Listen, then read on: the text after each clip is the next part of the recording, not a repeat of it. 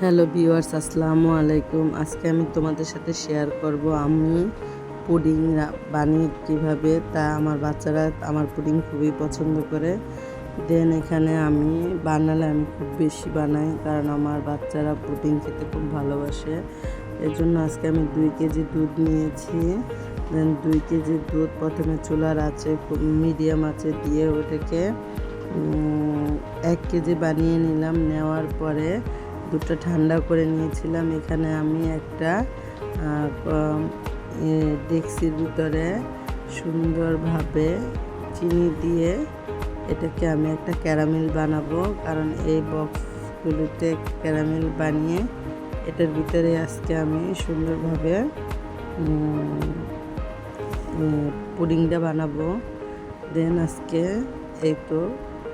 আমার দুধের পরিমাণ ছিল অনেক বেশি। দেন আমি আস্তে আস্তে করে চিনি দিয়ে পানি দিয়ে খুব সুন্দরভাবে ক্যারামেল পুরোটা আপনাদের সাথে শেয়ার করলাম, যেন পুড়ে গেল কিন্তু এটা খেতে খুব তিতা হয়। এর জন্য আপনাদের সাথে দেখালাম যে দেখেন আমার ক্যারামেলটা কত সুন্দর হয়েছে। কালারটা এভাবে নাড়তে হবে যেন ফিনিশিংটা এক পর্যায়ে আসে।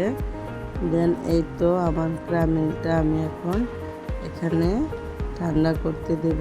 দেন এখন আমি প্রসেসিং করব, যেহেতু আমার দুধ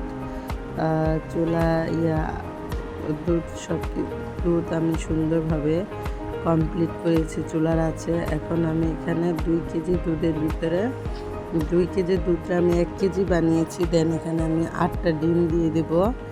আমি 1 কেজিরে যখন হাফ কেজি করি তখন আমি 4টা দিই। দেন এখানে এখন আমি 2 কেজি করব দেখে আমি 8টা ডিম দিলাম। ডিমের সাথে যে যেমন মিষ্টি খায় ওই পরিমাণ মিষ্টি দিয়ে দিলাম। সো আমার বাচ্চারা মোটামুটি খায়। দেন আমি অনেকটাই মিষ্টি দিছি, চিনি দিছি পরিমাণ মতো, মানে আমার আন্দাজ মতো। যারা মিষ্টি একটু বেশি খাবেন তারা মিষ্টির পরিমাণ, চিনির পরিমাণ আরও বাড়িয়ে দিবেন। এভাবে করে আমি ডিমগুলি ফেটে নিলাম, এবং ডিমগুলি অনেকভাবেই ফেটতে হয়। সো আমি ডিমগুলি ফেটে নিতে ডিমের একটা ফেনা চলে আসছে। আর ডিম আর চিনিটা একসাথে মিশ্রণ না হলে পুডিংটার স্বাদ আসবে না। দেন আমি এখন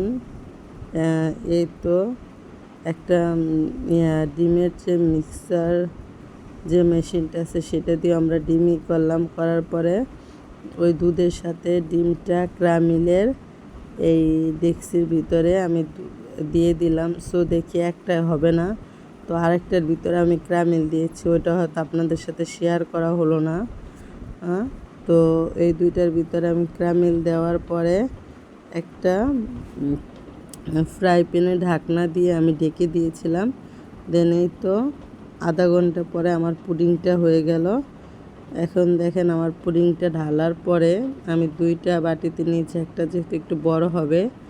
দেন একটা আমি বড় হাফ প্লেট নিলাম। সো আমার পুডিংটা মাশাআল্লাহ চুলার আছে। আমি কোনো কেমিক্যাল কোনো কিছু ব্যবহার করি নাই, তাতে আমার পুডিংটা মাশাআল্লাহ অনেক সুন্দর হয়েছে, অনেক সুন্দর হয়েছে। জাস্ট হালকা একটু ভাঙা লাগতেছিল, সো এটা ঠিক করে দিলাম। আমার পুডিংয়ের এটা আসছে। দেন এখন আমরা আবার ছোট যে বাটিতে আরেকটা পুডিংয়ের করছিলাম, ওইটা ঢেলে নিব। তো ঢালার প্রসেসিং চলতেছে। এখন আমরা এটা ঢালা নেওয়ার পর দেখেন 2টা পুডিং আমরা চুলায় সুন্দরভাবে বানিয়ে নিলাম। বানিয়ে নেওয়ার পরে আজকে পুডিং দুইটা মাশাআল্লাহ অনেক সুন্দর হয়েছে, অনেক সুন্দর হয়েছে। এবং আমার কাছে এত ভালো লাগতেছে পুডিং দুইটা দেখে, মাশাআল্লাহ। আর আমি এত সুন্দর করে বানাতে পারি আমি আগে জানতাম না। সো আজকে আপনাদের সাথে শেয়ার করলাম এই প্রথম। আমার বাচ্চারাও এই পুডিংটা খেয়ে খুবই খুশি হয়েছে, খুব বলছে আম্মু তুমি আবার বানাবা কবে। যদি আপনাদের ভালো লাগে প্লিজ লাইক এবং সাবস্ক্রাইব করবেন, প্লিজ কমেন্টে জানাবেন যে কেমন হয়েছে। আজকে এই পর্যন্তই। আল্লাহ হাফেজ, ভালো থাকবেন, দোয়া করবেন।